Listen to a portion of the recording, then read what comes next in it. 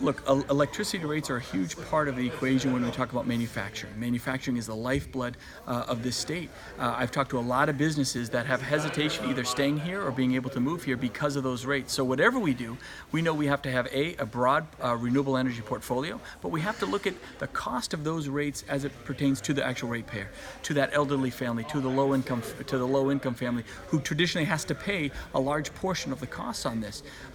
For example, Bill 365, which I vetoed, would have been a $25 million tax per year all across this state, at the risk of losing tens of thousands of manufacturing jobs. We're not going to have that here. Our economy is booming. We're making great strides. We're going in the right direction with deregulation and really doing the right thing for businesses and employees and families.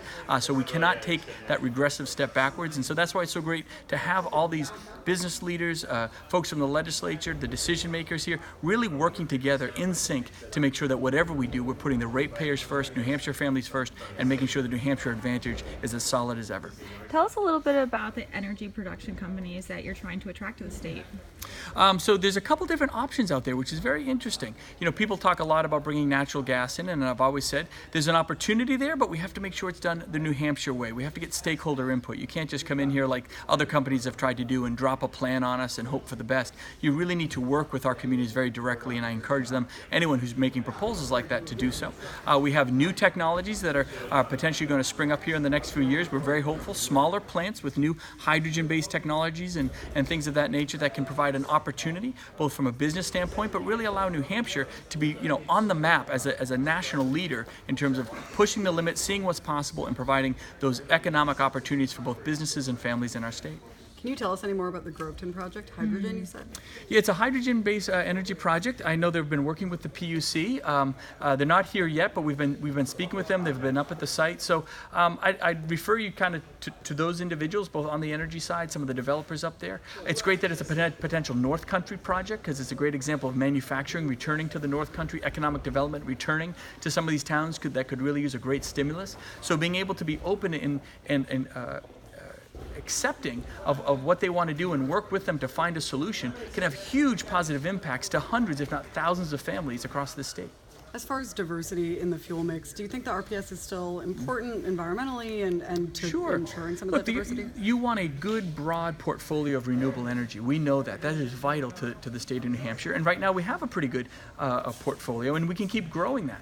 But as we do it, I've always said you got to make sure that you understand the costs and who's paying for it. And at the end of the day, again, you have fixed income, folks on fixed incomes, the elderly, low-income families. 365, that bill alone would have cost low-income families $2 million a year, right? So, and potentially drive out manufacturing, which is the lifeblood of our economy. So there's a huge negative. The reason we vetoed it is because the negative effects of allowing that bill to go into play would have been huge. $25 million in rates increases per year across the state. That means over the next 10 years, this state, that one bill would have increased taxes $250 million.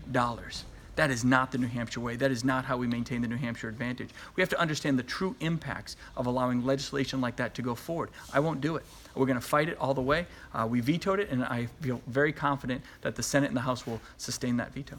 It's very apparent here that you and some of the manufacturers that joined us really understand the implications of this on a large scale when it comes to running a business. Maybe you could explain for people who don't run large scale businesses some of the financial impacts that some of these decisions have. In the state of New Hampshire, manufacturers have to take on a much larger share of the cost as a percentage in terms of their electricity bill, right? We had Ron Cohen here from SIG talking about the fact he could save $1 million a year just by moving his business south. That's a lot of jobs. That's a lot of productivity just by moving the company, and that's a real effect. Now you're going to ask us to increase those rates, increase that burden onto those manufacturers. Just this one company here is 1,500 workers, right? You multiply that over all the different impacts and all the different manufacturers across the state. Just losing one of these companies outweighs the impacts of something like 365, that bill that I vetoed, which is so important to veto. So you got to weigh the pros and the cons, and vetoing a bill is never an easy thing to do, but allowing that to go forward means not only we're going to force people with a $25 million tax every single year, but there's undoubtedly we're going to be driving out manufacturers. We're going to have a limited ability to draw manufacturers in, and we're just going to be like everybody else, whereas we could be the gold standard in in terms of how we do it right, how we have a diverse renewable energy portfolio, while at the same time embracing and listening to our manufacturers and listening to those on fixed incomes, listening to the low-income community to say, look, this stuff really affects them. People can say, well, it's a few cents here and a few dollars there. That all adds up. We've heard that for the last 30 years. That's resulted in $2 billion of tax subsidies into just the biomass industry. Somebody's paying for that. It's you, it's me, right? It's the people of this state. At some point, we have to understand what truly makes that New Hampshire advantage special, cherish it, and make the tough decisions to make sure that we retain it, not just for next year, but for 5, 10, and 20 years down the road. Tell us a little bit about what you say to different companies when they're considering coming here and they present you with the objection of high energy costs.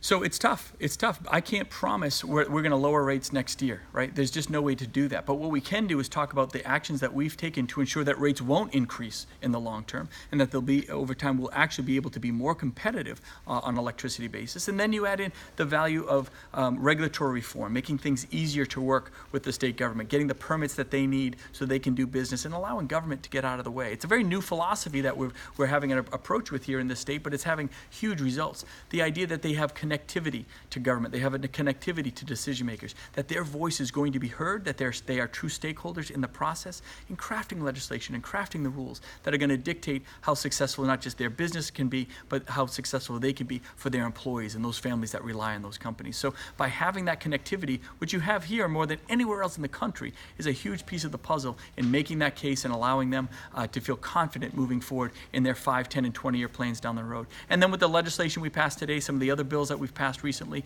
it's action behind the words. It's action that says we appreciate the value that you bring to the table. We appreciate these high electricity rates that you have to pay, and we're not going to allow that to continue. We're actually going to start moving in the right direction to make you sustainable as a business for your families. Can you tell us a little bit about the manufacturing renaissance here in New Hampshire? Look, the fact that we've been able to do all these, what I call little pieces of the puzzle, whether it's deregulation, being a better promoter of New Hampshire, really doing some of the things that we've done with some of these electricity bills, there is a renaissance. People said manufacturing is dead. That's the old way of doing things. It is the lifeblood of our economy. And we're driving manufacturing not just into the southern tier, but into the northern tier, the project we talked about today up in Groveton. People said manufacturing won't return to the North Country. I don't believe that. That's why I went up to Canada. That's why I visited with 50 different companies, talked to them, got their business cards, established relationships, because they want to be in the U.S. Well, where does a company out of Quebec want to be? In the North Country. Huge opportunities for Berlin and Lancaster and Littleton, right? And when you're looking at 2.7% unemployment in this state, there's great job opportunities that are available right now, high-paying careers for a lot of different folks that can actually make that next step in their life or in their career.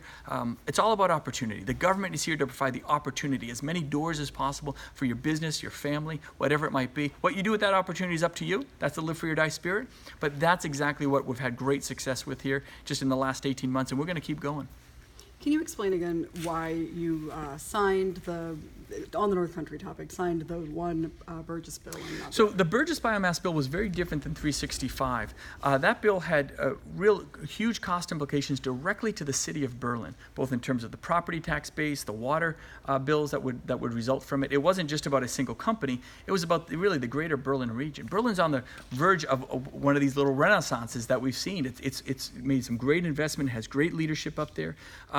To veto that bill would have sent the entire city backwards, right? So again, that's a great example. If you have to weigh the pros and cons, that one, allowing that bill to go forward, created a lot of opportunity. Berlin already has some of the highest property tax rates in the state. They would have gone 25% higher, potentially, over the long run. That would have been drastically detrimental, not just to Berlin, but really the entire east side of Coos County. So you got to look at these bills separately because they had very separate economic impacts to the folks that they serve. And again, I'm very proud to have moved forward with the Burgess one. We went up there.